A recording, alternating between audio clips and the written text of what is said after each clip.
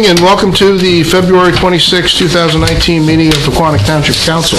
Ms. Marsh. In accordance with the requirements of New Jersey's Open Public Meetings Act, notice of this meeting was included in the annual meeting notice, which was filed in the office of the Township Clerk, posted on the bulletin board in the municipal building, published as a legal notice in the Suburban Trends newspaper, and distributed to all persons requesting notice in accordance with Township policy. Please join me for the Pledge of Allegiance, followed by a prayer and a moment of thanks. Individuals serving our nation. I pledge allegiance to the flag of the United States of America and to the republic for which it stands, one nation, under God, indivisible, with liberty and justice for all.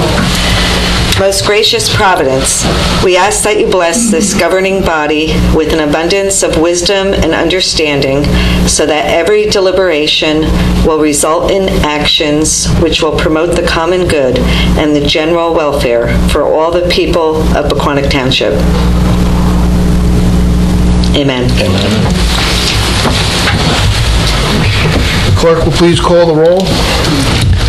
Mrs. Florence Lynch? Here. Mr. Hurd? Here. Mr. Phelan is absent. Mrs. Russell? Here. Mayor Cole? Here. Next item on the agenda is presentations, and we have a presentation on the FEMA and firm response. Mr. Golden and Ms. McCulloch. Mayor, if I could just provide a quick introduction to the subject. On the 14th of February, which would otherwise you'd get chocolates and nice things like that, the Township of Pequannock received a letter from FEMA in which the Township's appeal of the flood insurance rate maps was denied.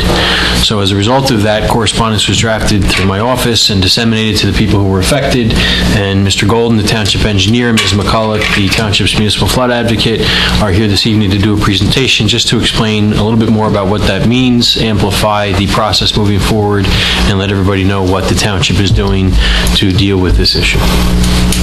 thank you. Mr. Golden. Hi. Excuse me. Thank you. So we received our notification for the appeal. We've been putting together the appeal for quite a long time. There is a process that FEMA determined for doing the appeal with certain timelines, etc. We had filed the appeal quite a long time ago, but because of the massive amount of appeals FEMA had gotten, I believe that they kind of ended up slowing the process. What we've been told is there are potential errors in the mapping. However, the way FEMA handles it, they essentially take whatever data we send, whatever modeling information we send, they take a look at it and determine whether or not we've shown mathematically what the floodplain is in the wrong location or the floodway is in the wrong location. FEMA's response essentially said that they acknowledge that there appears to be errors and that the information we provided is complete and does address some of the situations, but they also go on to say, but the software they use, the data they put in, the method that they use to determine these planes really is limited, and so they have to go with what they have. So we do have there's still some avenues that we have to do the appeal, and I believe Ms. McCulloch is going to probably talk about that. There is a review process, etc., that we intend to pursue. That was pretty much with the Pompton on the east-west ditch, which is another area where the floodplain spread out. FEMA is limited when they do their analysis. They do one, and then they do the other, and then they match the flood elevations, which, of course, is not a scientific way of doing it per se. They put some subjectivity into that. There is another more advanced software, someone we're talking to about that will model the two together to get rid of the discrepancy. Essentially, what happened was when we looked at it early on, the west ditch was a different elevation than the east ditch, and since they flood together, that's really impossible.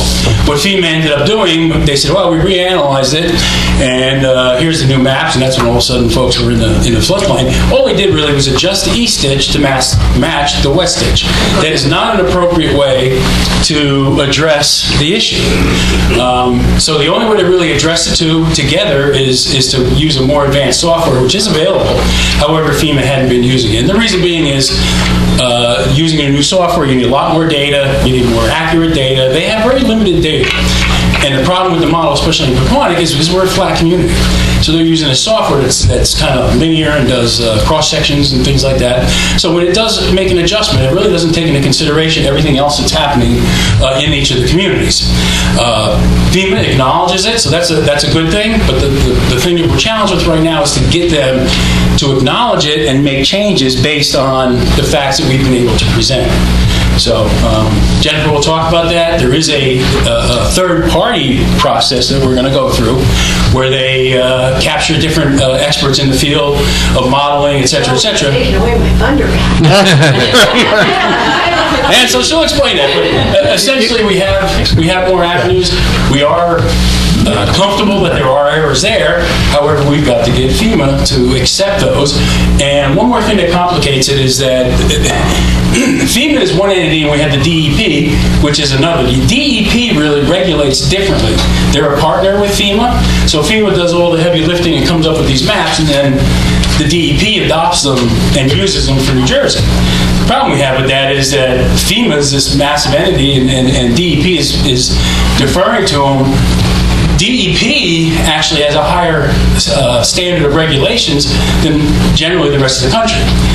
So we're using a standard FEMA model that's used throughout the country, a standard approach, and then we're adding New Jersey's extra burden of regulations and things that they put on top of that, which is some of the flood items. I'm sure some of you been a little distraught in that you're now mapped into a floodplain, yet you can't go out and get a letter of map amendment that says you're really not in. That's because FEMA only recognizes historic, current effective maps, and the DEP says you have to use whatever's the worst case of the two. So, we're pushed into the worst case with no avenue to do the appeal there. So that's another item. It's a separate chapter which we'll be addressing. So I just wanted to essentially assure everyone that we're pushing. We are not leaving any stone unturned, so to speak. And I'll ask that you just hold your questions until the end, and then we'll have the opportunity to ask any questions to either Joe or Jennifer. Hi, everybody. So let me begin by stressing, as Joe said, that these maps are both wrong and they're financially harmful to our residents. And Pequannock staff is resolute in our commitment to having these maps corrected. So here's the battle plan. And FEMA can say uncle at any point in the process. Our first step is to meet with FEMA and their mapping consultants. And this is our one last try to come to a point of mutual resolution. That meeting is being scheduled currently, and it will probably take place early next week. If that fails, our second step is the one that Joe started to speak of. We will ask for a third-party, independent, scientific resolution panel. Now, I'm going to say SRP instead of Scientific Resolution Panel. This SRP process is handled by the National Institute of Building Science, which is actually a nonprofit organization. So the SRP has 5 experts, and they basically function like an appellate court, if you will. So they'll review a summary of the issues, and they'll look at the data that was used both by FEMA and by Pequannock. So we can't introduce any new data or information at this point.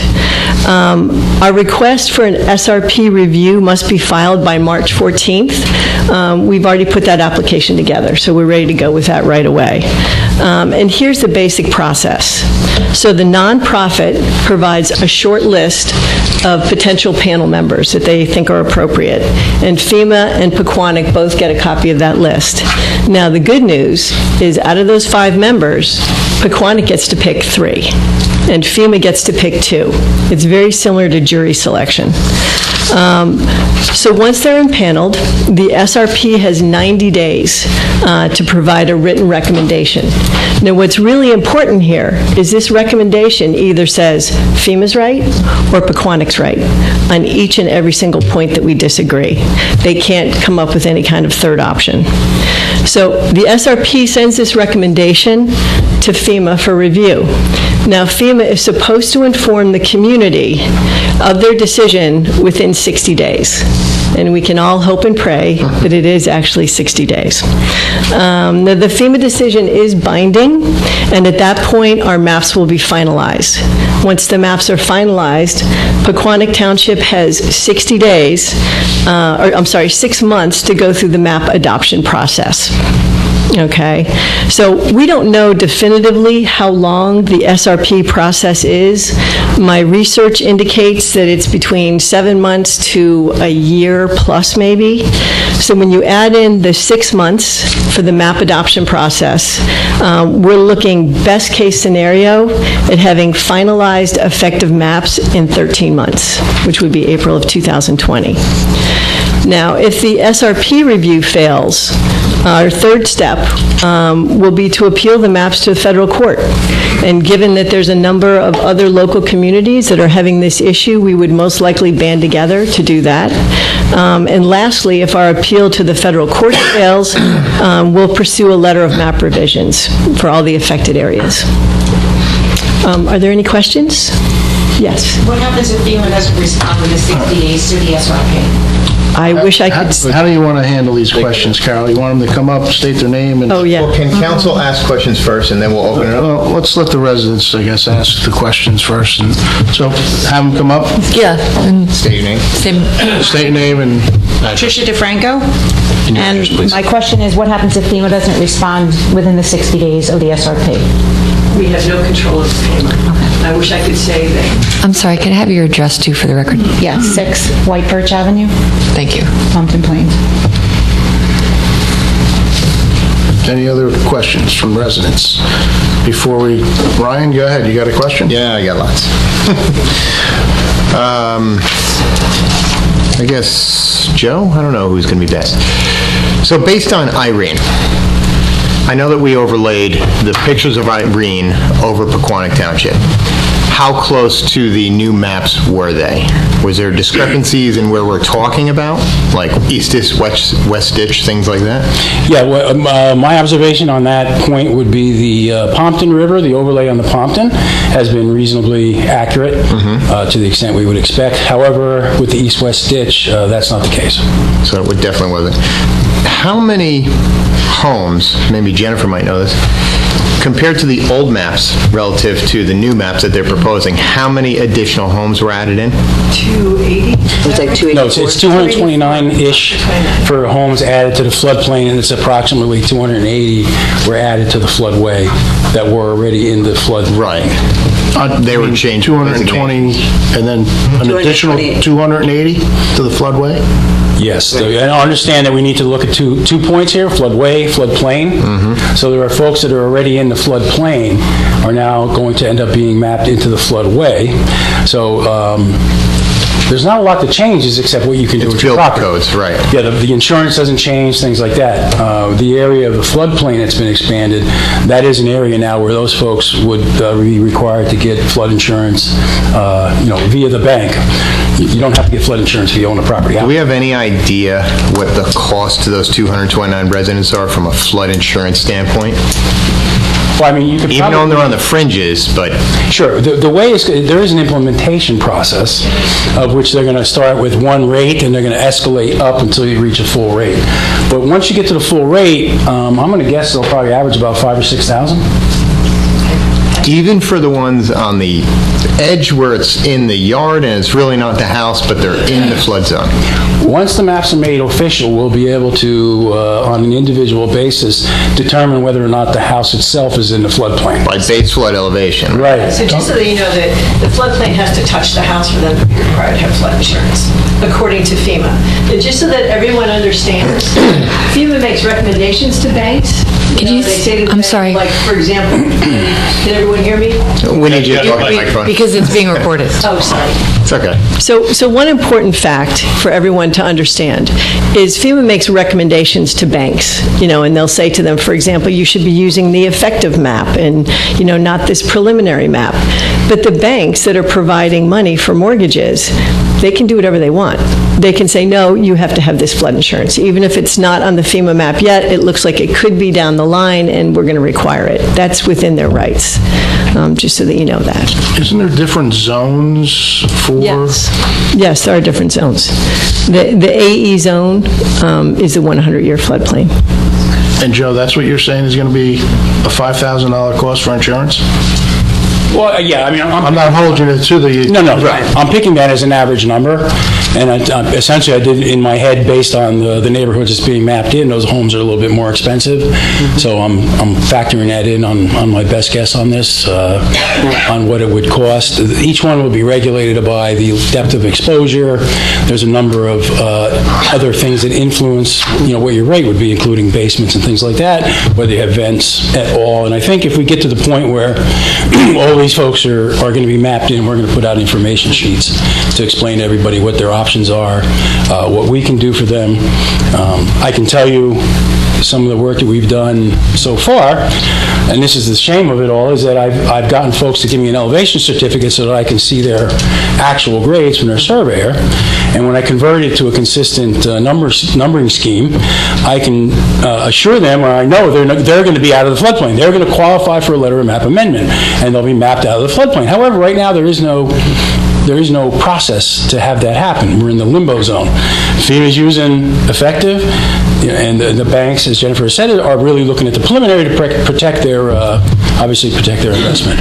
Joe, what Dave had brought up before, I was just, so the 229 houses that are being added in the floodplain, that's all for that AE? Yeah, it's all AE. We do have an A zone in town. Right. That's a separate issue. Right. Yeah. And then you touched on the other thing I was going to say, so everybody understands. I guess after, like, if in the event we lose and then the maps become effective, even if whether it's these new 229 homes that now are in the floodplain, each individual homeowner at that point, if they believe that they're outside based on elevation, they can go for the LOMA individually? That's the point where we would, so first of all, the maps can become effective and we can still appeal them in federal court. Right. If that appeal fails, then we would most likely do a letter of then you'll do, which is a whole area. So you'll do the whole area. Yeah, so each one of you wouldn't have to individually, the township would, do a LOMAs. And Jennifer, you said March 14th is when it's due for the SRP? Yes. And are you waiting for that application? Oh, it's done. I understand that. You haven't submitted it yet? No. Because you're not submitting it until after the meeting with FEMA? Yes. We may submit it the day after the meeting, depending on how that goes. So 229 homes are added. If we presume that the average is going to be $5,000 per home for flood insurance, we're looking at basically $1.145 million that the federal government just got from Pequannock Township year over year over year forever. So a question on that: if a house, base flood elevation, where the house is not in the flood zone or the first living floor, but it has a basement, anything that's in that basement, utilities and whatnot, is never going to be covered by FEMA, even if that house pulled insurance. I guess that's a question for you, Jennifer, right? No, that is covered under the insurance policy. If you get an insurance policy, it will cover everything in the basement. Where the variable comes in is going to be the depth, and unfortunately, the way FEMA works, I mean, again, they've got this implementation process, so I want to go away from that, because I'm not sure how they're going to do that, but most folks are going to have to get an elevation certificate, because as with any insurance company, they assume worst case. So we know these homes now are going to be subject to a minor flood, if at all. At worst case scenario, they're on the fringes. Right.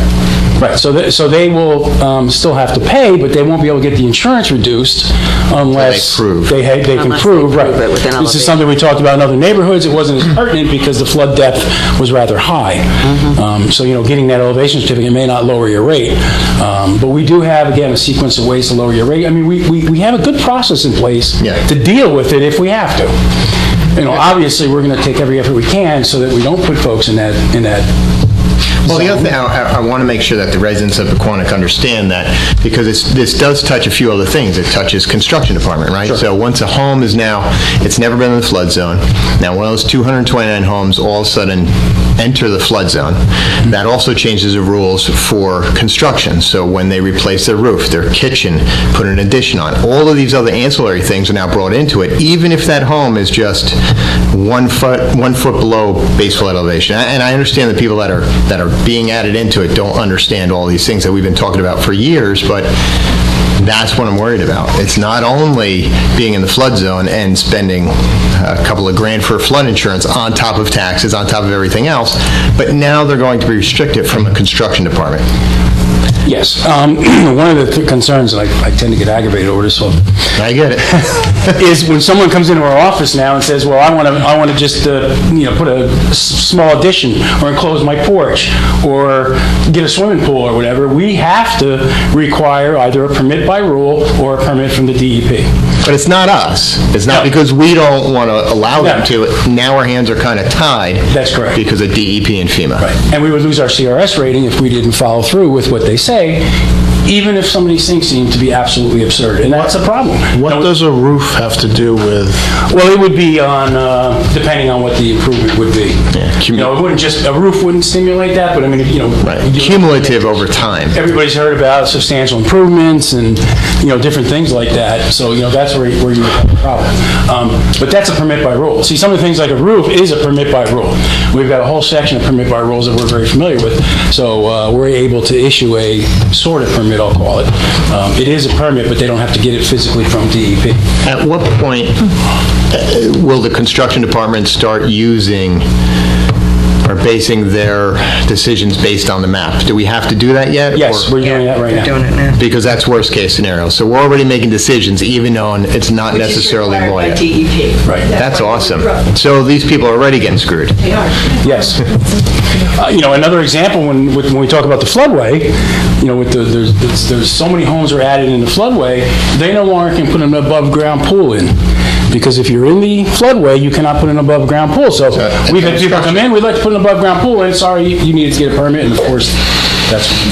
And Joe, just so the residents know, how much roughly does a flood elevation certificate cost? If you were to guess.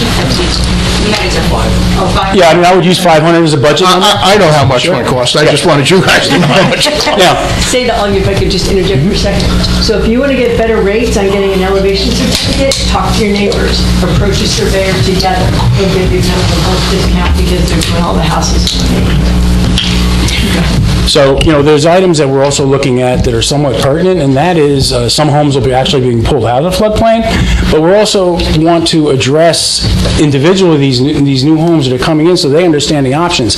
Because I don't think it's also, we're going to talk to FEMA, we don't know if this is going to happen, but, there should be monies made available for people to get elevation certificates.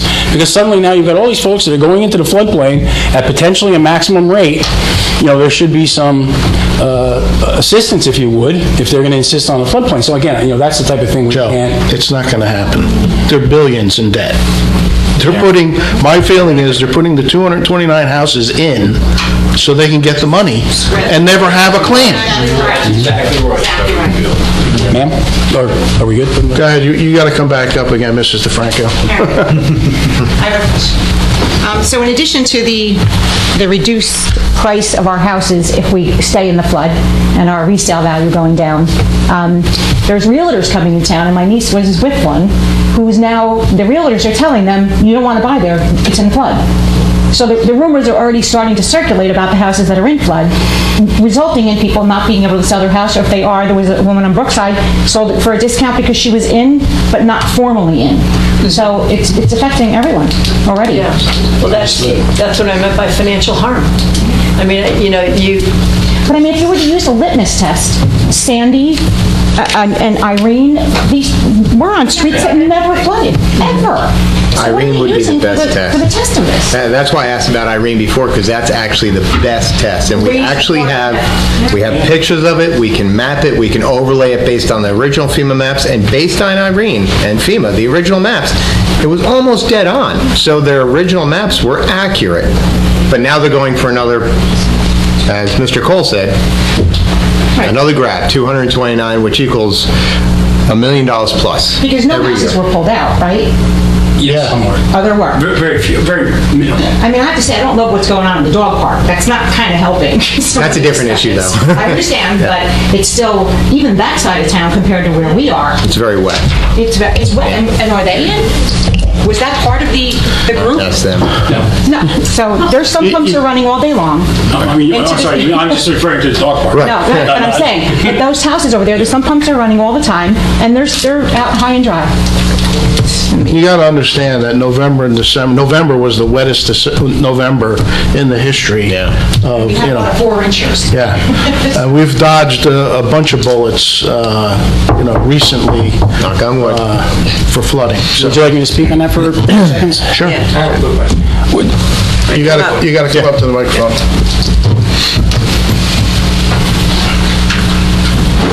Dennis Gonzalez, 4 White Birch Ave. You mentioned that some houses got... You got to talk into the microphone. You mentioned that some houses... You gotta come around this way. You mentioned that some houses got pulled out. Yes. Can you explain why those houses have been pulled out and what's the procedure that they went through to get those houses out? Yeah, I mean, that's an observance on our part. Essentially, the same way we see the homes that are going in, we can see the homes that go out. We do have a GIS database, which makes it, gives us the ability to actually be able to notify folks that are out. All we really do is we take the new floodplain overlay on the old floodplain, and whatever homes are now not in, that were in on the first round, we're able to identify those. So it's not many, it's probably a handful, but again, once this becomes formal, we're going to run that process and make sure, because one of the things we asked FEMA in the meetings we've had with them is, what are you going to do for the folks that are coming out? Are you going to tell them they're coming out? What about, the flood is actually being lowered in some areas. So you may find that your rate is based on a 6-foot flood, and with the new maps, they lowered it 2 feet in a lot of areas. So you're going to pay the 6-foot insurance rate unless you get a revised, elevation certificate and or go for another, give it to your insurance company, that your rate may not automatically adjust. And that's another area that, again, once we get to that and we can identify those locations, we're going to pass that information on and along with, what is your avenue, if you would, to get some relief in that regard. So go ahead, Joe, speak on what you were going to speak on. Okay. So one thing I'll tell you from seeing FEMA at conferences and other meetings, they more and more are moving towards everyone having an elevation certificate. They're kind of hinting at it now, but it's something that's coming.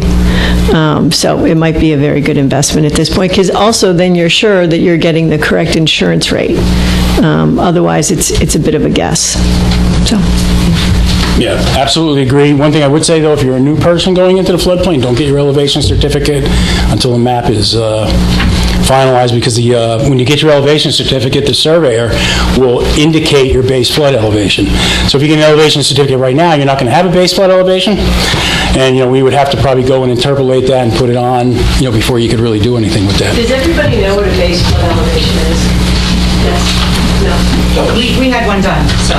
Okay, so basically, a base flood elevation is a measurement of how high the floodwaters get in a 100-year flood, okay? So it's not a measurement of your house, it's a measurement of the river and how high it's going to flood. So that's what they look at. All of a sudden, it's 2 foot higher than it's been. I'm sorry? All of a sudden, it's 2 foot higher Exactly. than it's been That's for my why whole we're getting with life. that. 45 years living on White Birch Ave. Every flood you can imagine in town, and we're always high and dry. Yeah. Now all of a sudden, we're all in. Everyone here is from White Birch. One from Libby. Just a block up behind me. And we're all like amazed at how the hell do, we went through the trouble of finding out what was the flood zone when we bought, what wasn't. We bought and not in the flood zone. Now we find ourselves in the flood zone. I don't want to give anybody false hope, but I can tell you that the town has hired some of the biggest, best experts in the state to look at this, and they, and myself included, feel strongly that these neighborhoods are not in a floodplain. So now the question is, Now we have to follow through, and we intend to, with every possible step to get that out. What Jennifer referred to when she said we can go for a low MAR, that means everything's been adopted, and they basically said, you're done. We can still do an independent study, and if we can show the lines in a different spot, you get a global map change. And that's why it's in low MAR is a low letter of map modification. Before you lose your thought, Joe, was there something you wanted to say about the dog park? Or? Yeah, I mean, I just want to talk a little bit quickly about groundwater. If you go to the engineering webpage and the town site, I have links to monitor some of the groundwater stations around the state. We've also been in touch with the state hydrogeologist. They've given me a number of historic maps.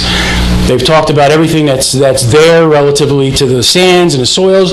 Not everybody knows that it used to be a sand and gravel mining area, so that's why the water can come up and down very quickly in that area.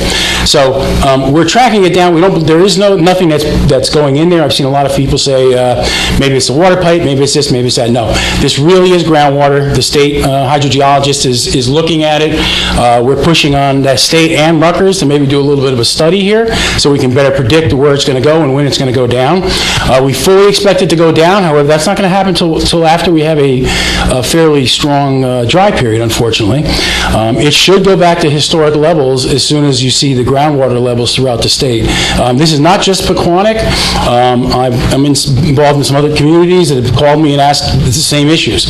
Some areas got water going over roads now, and they don't understand why. And this, again, happens to be coming from the this high level of groundwater because of the style of rain and the amount we've had. And I don't want to get into too much detail and bore everybody, but it really has to do, bottom line is the fact that we're having these small 1-inch storms, that's really good news because that means we're not flooding.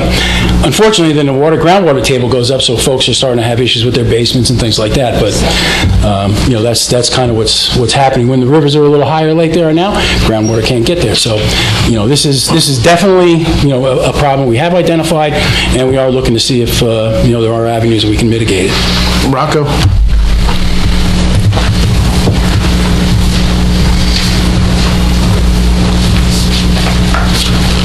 Rocco Salucci, 153 Jacksonville Road. I have two questions.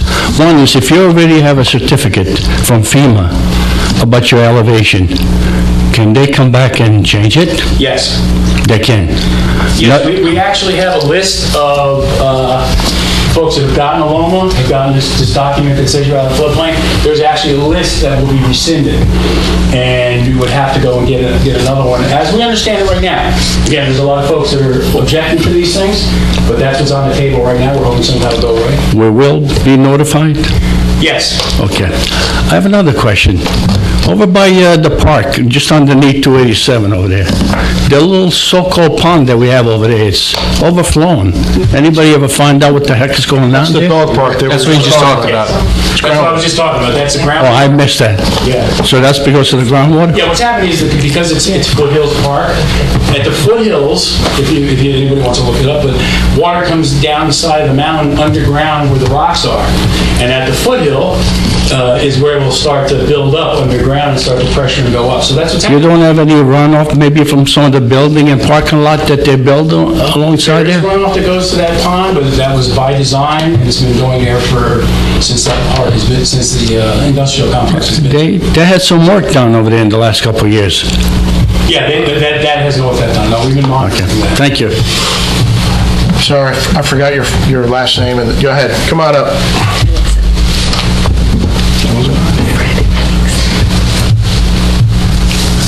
I know he lives on Phyllis, but I can't remember his name. I'm Fred Henningsen on 8 Phyllis Court. Part of the problem that bothers me, the east and west ditches. Now, if they fill in and they're not cleaned out, isn't that going to change the overall picture of the flooding? Now, if they make the river deeper and these ditches deeper, it's going to take more volume and take more volume out of this area. Is FEMA going to look at that, or are they going to just look at what they want to see? I can answer that if you like. Yep. Okay, there really are two questions here. One is when FEMA maps does these analyses, they're using historic channel data, so whether or not there's sediment or not sediment there will not change the analysis. However, we've gotten some grants and we've done some work on taking trees out, some of the sediments out. The east ditch has been done through Lincoln Park, up past Grow Right. We're looking now to go a little bit further, all the way up to Jacksonville Road. That will actually relieve actual floods, but it's not going to change the analysis and the definition of the floodplain. Why not? Because that's what I say, is they're using this generalized data. You know, they're using aerial mapping, contours that are only accurate to 2 feet, when 2 feet in Pequannock is Huge difference. There's a lot of... I mean, it's halfway down the street, so, you know, I don't want to belabor this, but if I had the maps and could show you, there's stuff that you'll see on there that is totally impossible. And it's been acknowledged by the experts, but the FEMA right now stands and says, if you can't show me mathematically that there's an error there, then sorry. So that's what we're struggling with right now. They really, you know, you can't have water this high here and on the other side of the room have no water. But how do I prove that mathematically? Because the cross-sections and the modeling they're doing is massive, and these are the numbers the computer spits out. And FEMA essentially says, if that's what the computer says, if that's what the software says, this is the limit of our analysis, that's what we're going to go with. So again, that's another portion of our appeal, and that's what the review panel, if you will, you know, with the third-party experts, they can look at that and they can say baloney to FEMA on some of this stuff. Because I remember at one time, they were going to dredge the river. Yes. And then they got stopped by a court order. And nothing's been done since. And the thing that bothered me about that, how much more silt has been put into the river, causing these problems. Now, if it were me and I would get at FEMA, I would say, you don't care about our lives. If this is what you're saying, think about it. If you're going to allow it to flood, you're affecting our lives. Sure. Yeah. This is who you're affecting, okay? I don't care about, like, if it's an obstacle, but care about our lives. And that's what I would hold them to. Yes. You know, we're mentioning that, and everybody, everyone can write a letter to FEMA and express your angst with this, of course. You know, again, we are, but we really can't control what's been talked about here. You know, taking these sediments out of these rivers and things, especially the Pequannock, because there's going to be a number of environmentalists that come out making, you know, complaints, as I'm sure everybody's aware. And we can't fight that. We have to go through the regulatory process, and New Jersey is one of the most regulated states. So the thing that we can seem to push along is the desnagging, and that's something that we're really trying to get done. And that is, when things fall into the river, that slows the flow. You know, when you have the sediment, you know, you're taking, mind you, if the river's as wide as this room and we have this much sediment, that's not a lot of water. Okay? But if the water's trying to go by at 20 miles an hour and the trees are letting it go at 10 miles an hour, suddenly that water starts to back up. And so that's why we end up, you know, building this bulk storage that goes across the plain, if you will. So that is something we're aggressively pursuing. We're renewing permits, and we're going to be hopefully joining with some of the other communities, because we share the river with Passaic County. Again, without getting into details, Passaic County had to do their appeal separate from Morris, which to me is ridiculous because we share the same river. So we weren't able to bring our data to the table for their appeal. Their appeal is so far along, and now our data is in there. You know, we're to a point now where I believe we can start putting things together, and they're going to listen as a combined entity, at least for grants, and at least for trying to mitigate some of these problems. Okay, thank you. So one thing I'd like to bring up that's really unfortunate is in the old days, when FEMA did these kind of flood insurance rate maps, they would have the Army Corps of Engineers. And these would be guys on the ground that were in the area. They kind of got to know the area. And frankly, the mapping was better and it was consistent. And if there was an issue, FEMA could say, hey, come back on out. But now everything, FEMA is run on a very tight budget. They have very few personnel, and everything is consultants. So one of the reasons that the mapping takes so long and us hearing back on this appeal takes so long is because FEMA has to hire consultants at each step of the way. So we're very happy that there's this independent panel from a nonprofit organization that has no axe to grind in this argument. So we're really hoping to get a fair shake in that situation. Okay, so we're going to probably wrap up this part of it, but please know that Jennifer and Joe, Adam, and the town is doing everything possible to try to get this corrected. And let's just keep our fingers crossed that, Yeah, I can tell you that these folks right here and folks in the back of the room have made it our number one priority for a long time now to address these issues. So this is not something that we've got on the table that we get to when we can. No, this is our number one priority.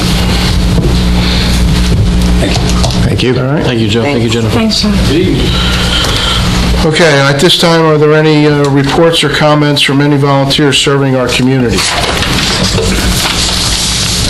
No? The next item is on the agenda is public comment. This public comment period will be limited to 30 minutes. An additional public comment is reserved later in the meeting. Individuals are requested to limit their questions and comments to 3 minutes. If anyone wishes to address the council, please wait to be recognized. Come to the microphone, provide your name and address for the record. Rocco. Rocco, you want to swing that around now, or? Thank you. Thank you. This way? Perfect, perfect. Thank you for Thank you for coming. coming. Rocco Salucci. I guess maybe I should address this question to the people that just left. But there's a lot of building going on the people that they have growings. I'm talking about like, some of the people that grow plants and whatnot.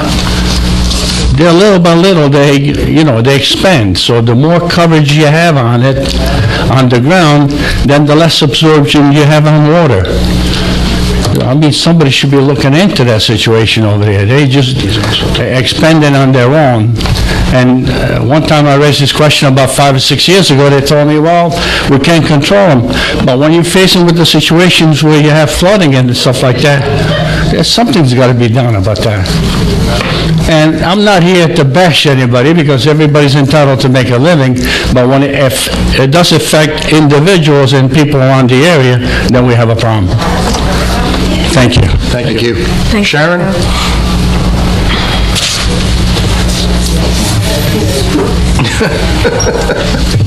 The Pumpkin Plains section of Pequannock. You read my mind. Good evening, Council. Sharon Taylor, 19 Levy Avenue, Pompton Plains section of Pequannock Township. I wanted to just ask Adam about, is not just the council, but this township looking at our building codes, especially with homes. We talk about FEMA and flooding, and I've mentioned it before, but you could walk around town, and there's a lot of empty land, new homes are being built on, a lot of homes doubling in size, built-in pools being put into small little, yards that probably can't even take the water enough as it is going into their, land. So, we have a problem with flooding, and now with the FEMA maps, all these new locations are being, located and marked down as potential flood area. What are we doing as a township regarding those building codes? Because a lot of those homes, I could tell you, we could go for a walk one day, get your walking sneakers on. I'll take you around this whole entire township, and I'll show you areas where there was just plain land, one home, all open land. Now there's like 2 or 3 homes being built there. Lots being for sale, 3 homes put on 1 lot. That takes up your land. It doesn't matter what kind of sewer you put in, it doesn't matter what kind of drainage you have or septic, that takes up your land. And we're filling up our land so much that there's nowhere for the water to go. That's potentially a big problem. So there's about 3 different phases to your question. With respect to building code or construction code, that's specific to a structure.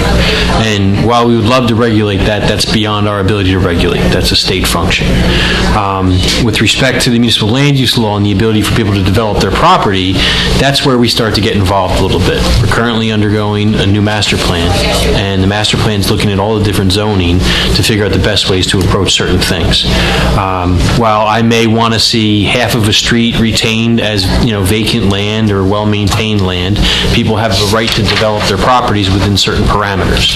And that's what that zoning component is. So that's what's being explored as a component of the master plan. So yes, is there development happening? Absolutely. Yeah, Can we stop it? No. But it can be done in a way that is the smartest way possible within the powers that we have to regulate. But we could be proactive. And, everybody makes a living, and you're right, everybody has their home, they have a right. Look, I have I have a nice piece of property on my house. I never built on it. I mean, it is what it is. No built-in pool, nothing, just flat, plain land. Never flood during the worst of storms. It is what it is. I'm sure if I put a built-in pool, a nice size, I'm sure if I put this huge addition, double the size of my home, just like what we see off of Mountain Ave or the Boulevard or even the Turnpike here, and then in other areas, you're going to get water. It's getting built up too much. One of the benefits we also have in the township of Pequannock is we're predominantly built out. So there is some development happening, some houses here and there. But what were the trends 50 years ago when you built a house, where people prioritized a backyard, a side yard, a nice setback, a swing set, whatever else? If you look at large-scale development in other municipalities, they are building the largest building envelope possible with no care for a yard, no care for outdoor experience.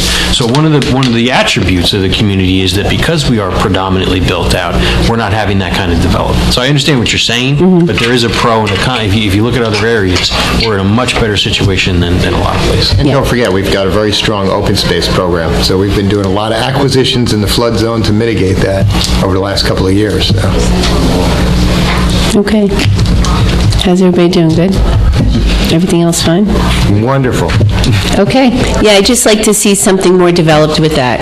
And Definitely. That's the open space. That's open space, as well as the master plan is going to be launching a website. There's going to be an open house forum on May 1st. There'll be announcements all over about that. Please come out, participate, and give your feedback.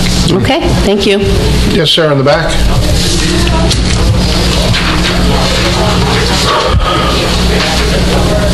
Good evening. Name's Cormac McGowan, 32 William Street in Pequannock. Quick question, I'm not sure if you can help me or you can maybe direct me to the right person to talk to, but possibility of putting in a left-hand turn only lanes on the corner of Jacksonville and West Parkway. I have no idea who to talk to about that. I figured I'd come, since I was here for the flooding, I'd ask that quick question. Sergeant Lane is the sergeant of traffic. Sergeant Lane? He would be the best person to approach that question. You know what I'm talking about, though? Where West Parkway and Jacksonville meet. Yeah. Right there. Yep. The left hand, it's kind of a blind, I'll tell him, but it's kind of a blind turn going from Jacksonville onto West Parkway, making a left. When the light turns green, it's a real, you can't see on the other side when the cars are coming, when they're not coming. But Sergeant Lane he's the traffic. George Lane. George Lane. Thank you. I believe it's glane@peqtwp.org. Okay. I'm pretty sure that's it. Okay. All right. George Lane. I'll confirm that. Great. Thank you very much. Thank you. Trying to understand. Is it an hour? I don't know, we were just saying, I was trying to understand. The question that I have is basically on, isn't there a coverage zone for each lot that is allowed? There's an impervious It was supposed to be like a one-third of a lot, no more than one-third of a lot that you're allowed to occupy? There is. And the point that the lady brought up inside here, I see some of these homes over here that you're probably over 50% of the lot that is impervious coverage on it. Shouldn't they go for a variance or anything on this here? If they go over the amount of impervious coverage, they do have to go for a variance. I see some of them that have about 70-80% coverage, including people that do the planning over there. I mean, should that apply to them also? And I'm not picking on anybody, thank you. Any other questions? All right, at this time, we've reached 30 minutes of the public comment. As previously noted, an additional period of public comment is reserved later in the meeting. Next on the agenda is manager's report. Mr. Brewer. Thank you, Mr. Mayor. I'll run through the ordinances quickly, and I'll be happy to address any questions as we approach them moving forward. The ordinance 2019-1 is scheduled for a public hearing and consideration to council for adoption. Let me see. Excuse me. Yeah, we can't shut the door. Can't shut the door. We can't shut it. Can we ask them to lower the Yeah, we can. We need a sergeant at arms. So, we have a clerk with arms. Carol, tell them to move that to the conference room if they want, or downstairs. So the 2019-01 is the parking regulations that was previously introduced, and it pertains to the southern section of the Newark Pompton Turnpike where the restriping took place to bring the ordinance into conformance with the site conditions for enforcement purposes. Ordinance 2019-02, as previously discussed, water rate charges. I'd be happy to go into greater discussion about that when the ordinance comes up if questions are presented, but based upon the current situation within the water utility, a study was undertaken, recommendations were made, and the council introduced an ordinance at the last meeting. Ordinance 2019-03, club liquor licenses. At the last Township Council meeting, there was a presentation by Cedar Crest with a request to expand the number of club liquor licenses from 3 to 4. As directed, an ordinance was prepared for the council's consideration. Ordinance 2019-04, to preserve and maintain a cap bank. Annually, the township is presented with the opportunity to expand the amount of appropriations as articulated and regulated by the 1977 cap bank law, cap law. The township has historically adopted this ordinance. I would recommend it be adopted again. The purpose of the ordinance is not to authorize greater appropriations, but is in essence an insurance policy to preserve our ability should the need come up. So this is not an increase in appropriations that would require action by this council. It is just the ability to bank the prior 2 years of difference between what was increased and what could have been increased and keep it moving forward and keep it for the current year. So it's not actually anything adding appropriations, it is simply creating insurance. With respect to the athletic field fence replacement bid, there's a resolution scheduled for the council's consideration to award that. We did receive a compliant bid in the amount of $103,521. Solicitation for concession providers. In order to enhance compliance with certain regulations, the township put an RFP out for concessionaires at recreation opportunities. We did receive one response.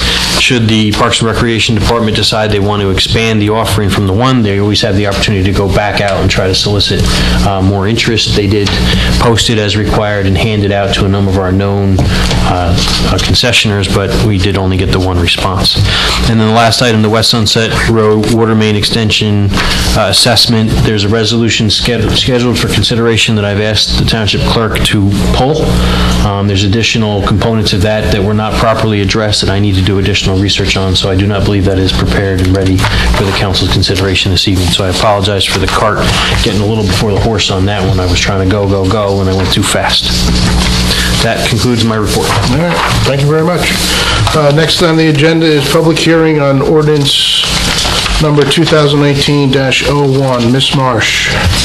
Ordinance 2019-01 is an ordinance amending Chapter 177 of the revised general ordinances of the Township of Pequannock and amending certain parking regulations. Are there any comments from council? No, we discussed it last time.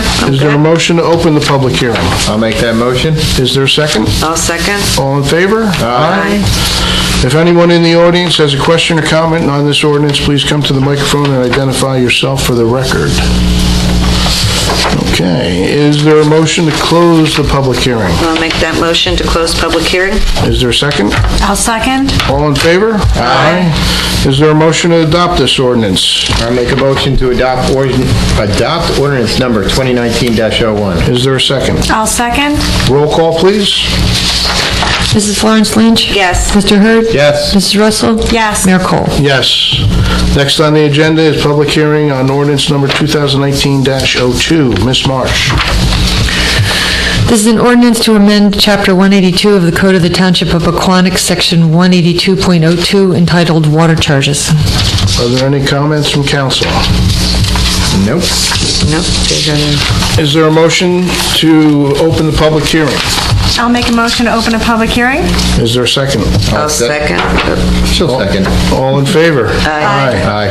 If anyone in the audience has a question or comment on this ordinance, please come to the microphone and identify yourself for the record. Is there a motion? We got one. Frank. Sorry, Frank. I knew somebody would come. Come on up. Must have been a delayed reaction. Oh, sorry. Frank Spazeri, 35 West Franklin Avenue. This is $4.13 per quarter. For the first 30. For the first 30 gallons. For 30,000 gallons, that's the new rate, from $4. It's per quarter, right? Yes. It's per 1,000 gallons, $4.13 per 1,000 gallons. Okay.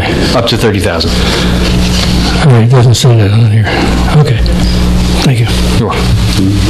All right. Is there a motion to close the public hearing? I'll make that motion. Second? I'll second. All in favor? Aye. Aye. Is there a motion to adopt this ordinance? I'll make a motion to adopt ordinance number 2019-02. Is there a second? I'll second. Roll call, please. Mrs. Lawrence Lynch? Yes. Mr. Hurd? Yes. Mrs. Russell? Yes. Mayor Cole? Yes. Next on the agenda is introductions of ordinances. Ms. Marsh. Beginning with ordinance number 2019-03, an ordinance amending Chapter 43 of the revised general ordinances of the Township of Pequannock and increasing the number of alcoholic beverage control club licenses to 4. All right. Mr. Brewer, any comments? Just to reiterate, there was a presentation by Cedar Crest. Currently, code limits the number of licenses to 3. This would grant the request to expand it to 4. Are there any comments from council? No. Is there, all right. Is there a motion to introduce this ordinance on its first reading? I'll make a motion to introduce ordinance number 2019-03. Is there a second? I'll second. Roll call, please. Mrs. Lawrence Lynch? Yes. Mr. Hurd? Yes. Mrs. Russell? Yes. Mayor Cole? Yes. Next on the agenda is introduction on ordinance number 2019-04. Ms. Marsh. Ordinance number 2019-04 is an ordinance to establish and preserve a cat bank. Mr. Brewer, any additional comments? No? It's good insurance policy to have, doesn't authorize any additional expenditures. All right. And we've been doing this year over year? Yes. Any other Sound comments? fiscal policy. Any other comments? Is there a motion to introduce ordinance on its first reading? I will make the motion to introduce ordinance number 2019-04. Is there a second? I'll second. Roll call. Mrs. Florence Lynch? Yes. Mr. Hurd? Yes. Mrs. Russell? Yes. Mayor Cole? Yes. Next on the agenda is resolutions. Ms. Marsh. It's going to be a long one. It's not that bad. Beginning with Resolution R 2019-60, awarding a contract for a concession provider for various events of the Parks and Recreation Department to Sip and Swirl for the contribution amount of $450 in accordance with the request for proposals. 2019-61, awarding a contract for the athletic field fence replacement project to Freedom Fence for the contract amount of $103,521.22 in accordance with the bid specifications. Resolution 2019-62 has been removed from the agenda. 2019-63, authorizing the use of competitive contracting for the selection of a professional and/or other services. 2019-64, canceling unexpended capital appropriation balances. 2019-65, authorizing release of designated escrow deposits. 2019-66 is the governing body's certification of compliance with the United States Equal Employment Opportunity Commission's enforcement guidance on the consideration of arrest and conviction records in employment decisions under Title VII of the Civil Rights Act of 1964. And 2019-67, approving payment of the itemized claims as set forth on the February 22nd, 2019 bill list and the February 21st, 2019, 2015, and 2016 FEMA elevation escrow list. Are there any comments on the resolutions from council? I have one. Okay. The very first one that talks about this contract for Parks and Rec with the concession stand. Can you just elaborate on that? And I was wondering, I'm seeing where this list of... Those are people that we reached out to? We reached out to them and none of them responded, just one. Correct. Yes. And if I can, because I asked Mr. Brewer on that, I mean, if we're having people at our events, technically, legally, we should be having some sort of agreement with them. Is that correct, Bob? That is correct. Yes, it's simplified if we want to... That's why we're doing Yeah, it. it would have been nice if we could have got a local, but I understand that we feel like we reached out, we gave enough time, they didn't... We tried, yeah. In order, if we want to hire someone to provide food or beverages or any other thing that, for people at an event, we can pay that person, but anybody who comes to our property or our events and does something like that, we are in essence granting them a license to operate on our property, and the only way under applicable law to do that is through an RFP process. So that's why we did this, and So that's basically... you can lead the horse to water, but you can't I make was him propose. surprised that you only got one, though. So But we can go back out again, it's not limited. So that's basically their license to be at those locations for those times? Yes. And others would be prohibited. And that won't affect the truck event at PV Park? No, because that's a township. That's a township event? Okay. And is this only for a 1 year's time, or is there a time frame for this? It's for the events that are identified. Oh, okay. Now, but you can expand on this, or is it just the events? We could expand on it, we could also go back out and solicit further interest. So even if we pass this tonight, you can decide to go Yes. back out and Correct. get more bids? Correct. Okay. All right. Any other questions? I'm good, says Russell. Anything? No. Nothing, Ryan, on that? No, I'm good, thank you. Is there a motion to adopt these resolutions? I'll make a motion to adopt Resolution R 2019-60, -61, -63, -64, 65, 66, and 67. Is there a second? I'll second. Roll call, please. Mrs. Florence Lynch? Yes. Mr. Hurd? Yes. Mrs. Russell? Yes. Mayor Cole? Yes. There are no items listed for discussion. Next on the agenda is reports and notices. Are there any comments or questions from council on the reports and notices that were in the packet? But there was quite a few. Yeah. No? No, none for me. Mrs. Russell? We're good? Next on the agenda is council reports and announcements. Councilwoman Florence Lynch.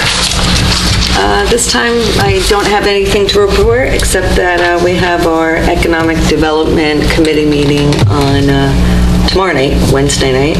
I do know they're going to have a guest speaker to come in and talk about the bid process, the Business Improvement District. So the group wanted to investigate that a little bit more. That's about it. Okay, thank you. Councilman Hurd? I have one thing. Teen Advisory Committee met on Monday, and we're going to be reaching out to PV School because we'd like to get a couple more people in, maybe a little bit earlier. So that'd be great. And that's all I have. Councilwoman Russell. Parks and Rec meeting was tomorrow at 7:30 at the Senior House. The library was postponed due to the weather, and it will be, no, Parks and Rec is Monday, tomorrow's the library. The Environmental Club, the trees are once again coming for free distribution, April 27th, and they will also be having the rain barrels again. They have a lot more rain barrels this year. Okay, great, thank you. I don't have anything, being that's late in the month. Fair Housing is supposed to meet tomorrow, but I think we're going to cancel that. Canceled? Yep. Other than that, I don't have anything. All right. Next on the agenda is public comment. If anyone wishes to address the council, please wait to be recognized. Come to the microphone and provide your name and address for the record. Rocco. Hey, I know this guy. Still Rocco salute you. On the reports and notice, you have something over here with the MUA. Can somebody get a little explanation what's going on? They are renegotiating the agreement, or what's going on? The Morris County MUA increased their rates. They increased the rates? Correct. Don't we still have a contract? This is their rates for their own facilities, not for our contract. Oh, I see. So this does not apply to the contract they have with the town? Correct. So this, and what are all the listing of all this here that we have over here, notice? With the Randolph and all the other stuff over there, that's, let us know what's going on? There are certain requirements under the municipal land use law to provide notice to neighboring jurisdictions regarding zoning. This does not apply to us? Correct. Thank you. And by the way, that gentleman that's still parking the trucks over there, there's an ordinance down that if you have any vehicle, you must have a fence around your property, especially a commercial, and it has to be a fence, and everything has got to be inside the fence. So some of the trucks and everything that is going on, almost even on town's property, something should be done about it. It's an eyesore. Thank you. Thank you. Any other public comment? No? All right. Next on the agenda is minutes for approval. We have February 12th, 2019 and February 23rd, 2019. Are there any comments on these minutes?